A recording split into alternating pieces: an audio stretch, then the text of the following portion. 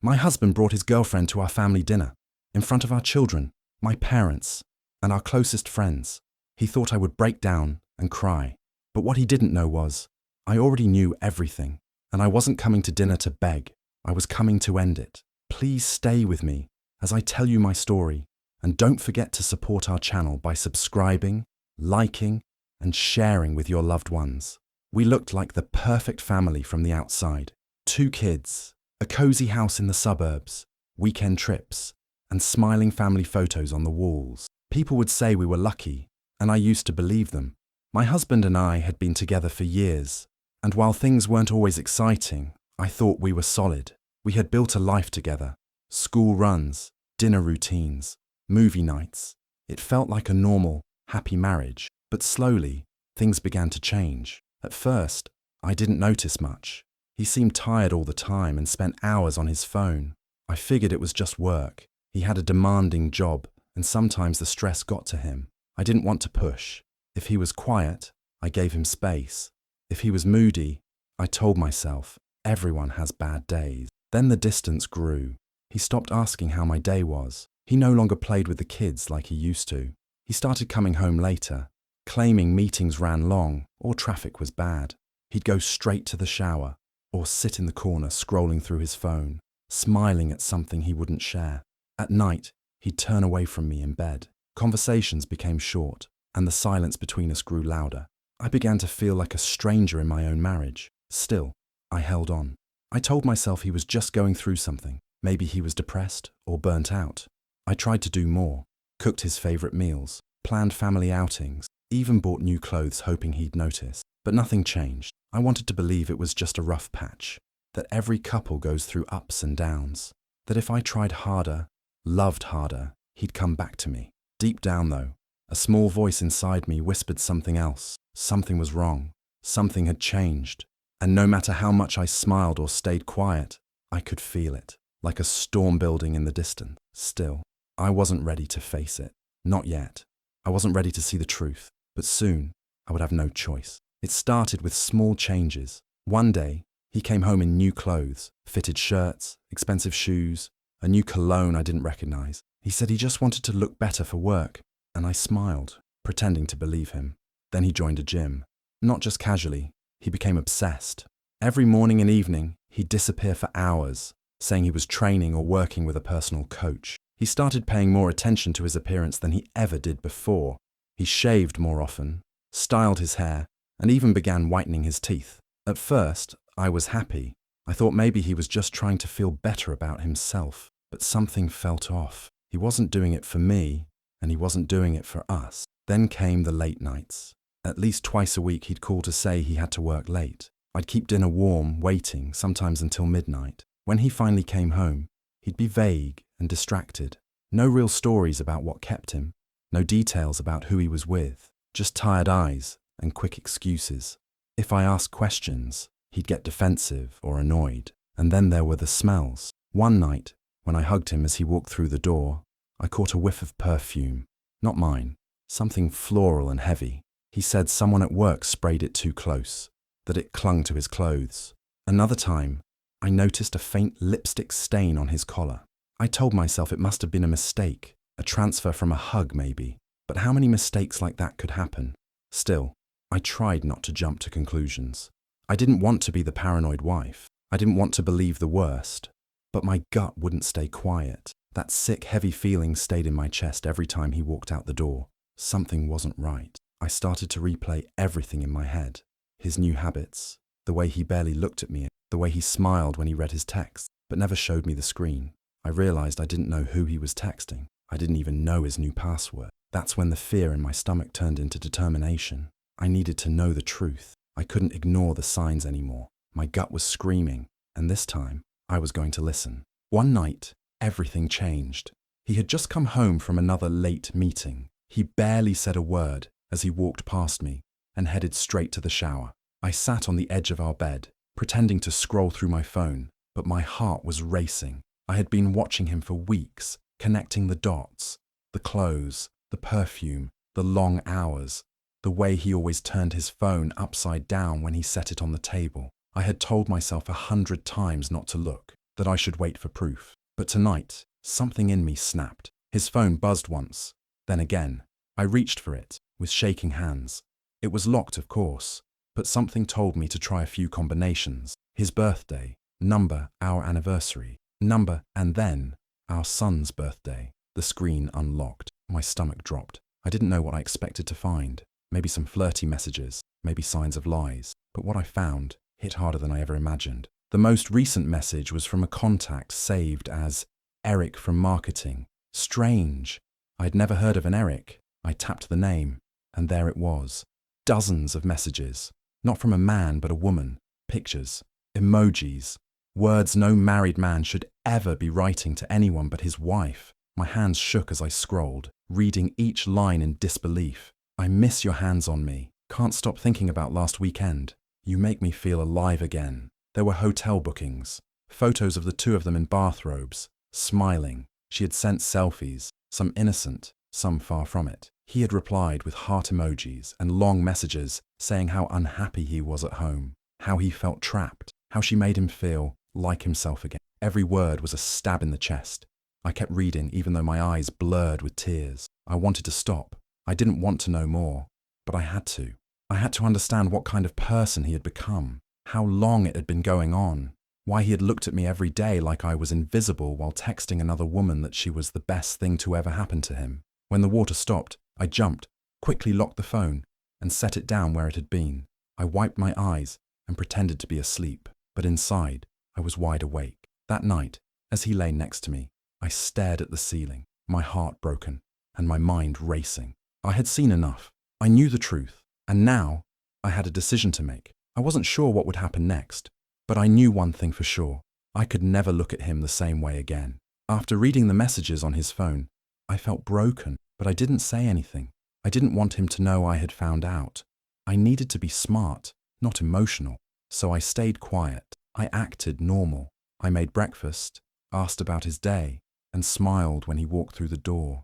Inside, I was hurt and angry, but I kept it all hidden. I decided to hire a private investigator. I wanted real proof, something solid.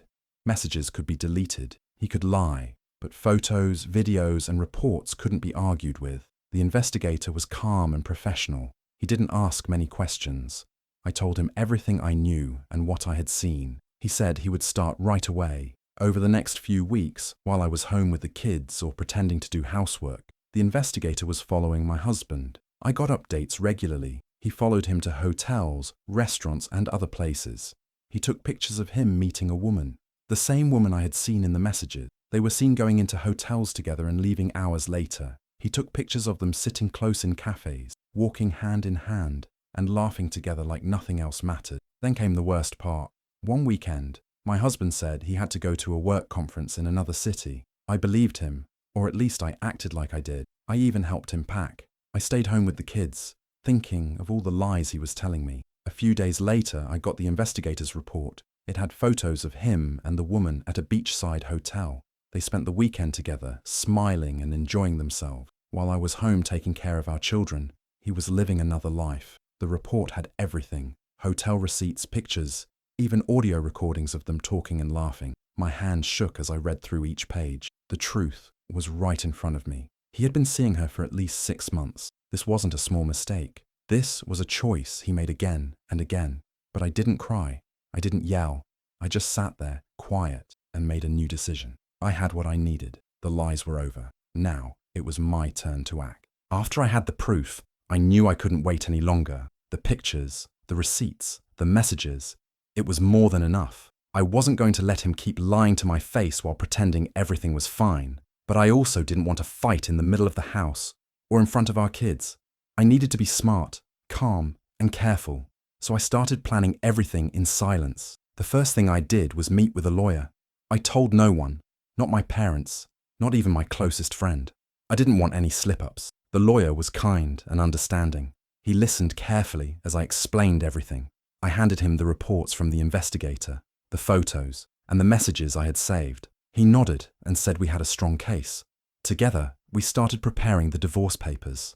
I began gathering every important document I could find: bank statements, credit card records, insurance papers, mortgage agreements. anything that had our names or finances on it. I scanned and saved them all. Then I opened a new bank account in my name only and moved some money over, just enough to support me and the kids until things were settled. I changed the passwords to my email, my phone, and any account he might try to access. I made sure to leave no signs. I still greeted him at the door, still asked how work was, still pretended everything was normal. He never suspected a thing. Then I came up with an idea, a family dinner. I told him I wanted to celebrate our youngest child's school achievement. She had just received a small award, and I said it would be nice to have everyone together. I invited both sides of the family, my parents, his parents, my sister, a few close family friends. He seemed surprised but agreed. He said it sounded like a good idea. I booked the dinner at a nice restaurant, one big enough to fit everyone comfortably. I carefully chose the date and time. I even arranged for someone to watch the kids at the table when needed, just in case things got tense. I didn't tell anyone about my plan, not even the kids. While I prepared the guest list and picked the menu, I also made sure to carry the signed divorce papers with me, sealed in a folder. My lawyer had helped me prepare everything, down to the last detail. I had one goal: let him think he was still in control. Let him walk into that dinner thinking he was winning. Let him believe I was still clueless, still the quiet wife who would never stand up for herself. But he had no idea. He didn't know that this dinner wasn't just a celebration. It was the beginning of the end. The day of the dinner arrived, and I had everything planned down to the last detail. I woke up early, made breakfast for the kids, and kept my face calm and cheerful. He had no idea what was coming. As far as he knew, we were just having a dinner to celebrate our daughter's school award. I even reminded him to invite anyone he wanted to bring. I said it with a smile, and he nodded, not realizing I already knew exactly who that would be. I called the restaurant again that morning, double-checking everything. The table was large, set in a private room at the back. I sent out reminders to the guests, thanked the staff, and arranged for a family friend to help with the kids once the meal started. I didn't want them to hear or see anything they shouldn't. I carefully chose the seating chart, my parents on one side, his parents on the other. I placed myself at the center, directly across from my husband, and next to him, I left an empty chair. I knew he'd try to surprise me by bringing her. I wanted him to think he had the upper hand, like he was the one making the big move but I was ready. Under my cloth napkin, I placed the folder.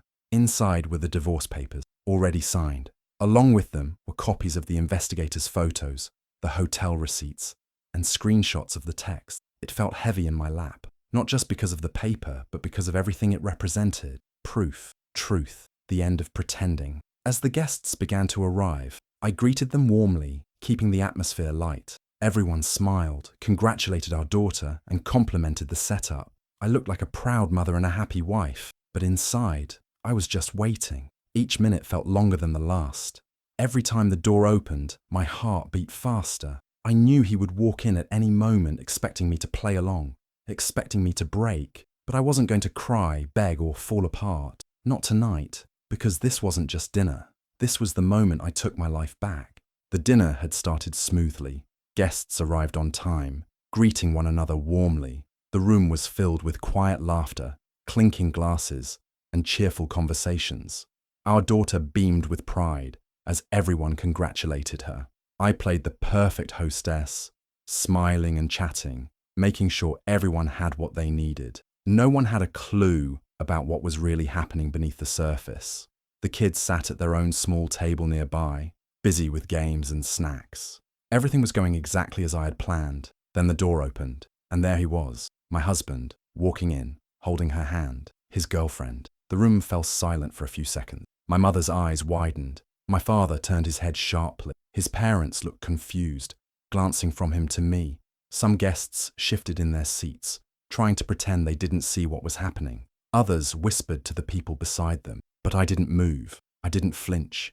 I simply looked at them, at him, in his neatly pressed shirt, standing confidently with that smug little smile on his face. He really thought he had won. He pulled her closer and introduced her as someone special. She looked nervous, but smiled politely. He scanned the table like he was proud of himself, like he had just delivered a final blow I wouldn't recover from. I smiled back at him, calmly. I said nothing. Not yet.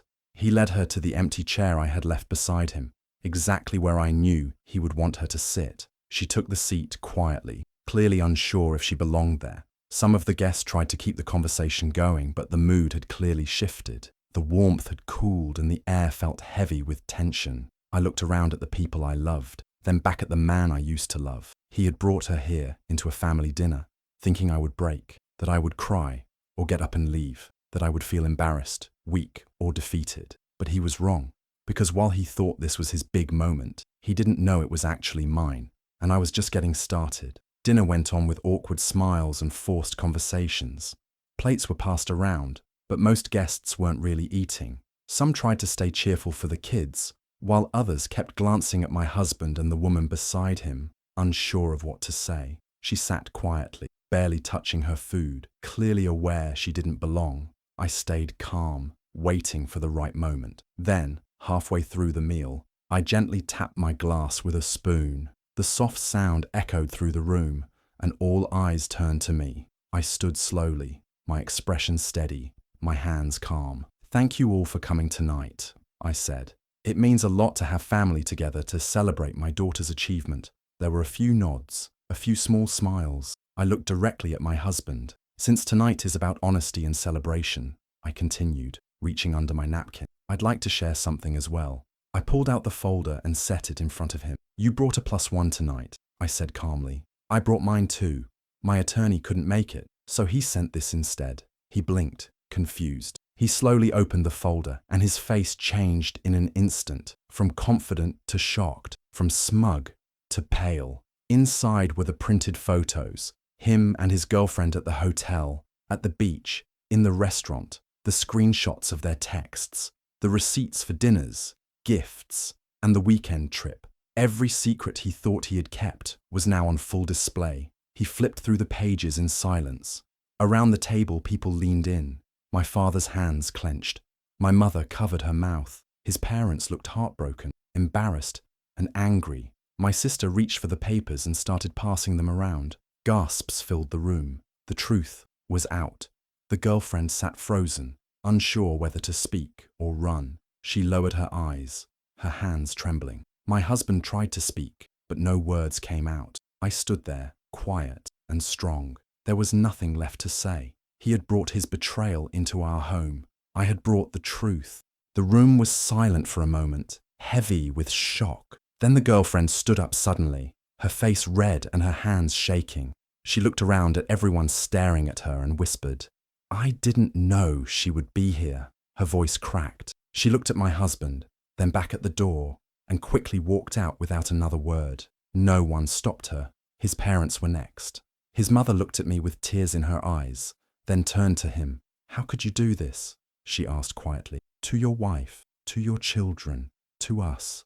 His father didn't say a word. He just stood, his face stiff with anger, and walked out behind her. My father stood up slowly, his jaw tight. He looked straight at my husband and said, "You're a disgrace. I trusted you with my daughter, with my grandchildren." Then he shook his head and sat back down, refusing to look at him again. My sister gently stood and came over to me. "I'll take the kids to the lounge," she whispered. I nodded. She walked over to the kids, who had started to notice something was wrong, and gently guided them out of the room. I was grateful they hadn't seen or heard too much. My husband finally stood, looking pale and panicked. "Can we talk? Please, just you and me," he said, reaching toward me. I stepped back slightly. "No," I said firmly.